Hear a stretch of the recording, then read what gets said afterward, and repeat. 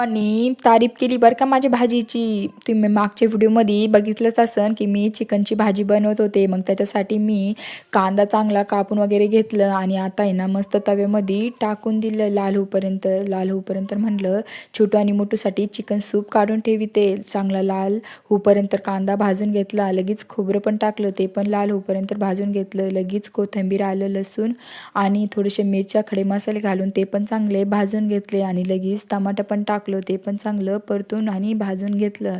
बारीक मिक्सरला वाटून घेतलं. त्याच्यामध्ये 2-3 पळ्या तेल टाकलं आणि लगेच थोडेसे मसाले टाकले. तुमच्या हिशोबाने मसाले टाका बरं का. थोडंसं झाकण ठेवून मसाला चांगला तेल सुटेपर्यंत चांगला भाजून घेतला आणि लगेच चिकन टाकून आपल्याप्रमाणे पाणी बघा बरं का तुमच्या हिशोबाने. माझ्या हिशोबाने मी थोडंसं जास्तच पातळ ठेवलं होतं आणि मस्त आपल्या भाजीला आहे ना तरी वगैरे चांगलीच आली होती. मग काय वरून कोथिंबीर वगैरे टाकून मस्त पाहुण्यांनी एन्जॉय केलं. चला भेट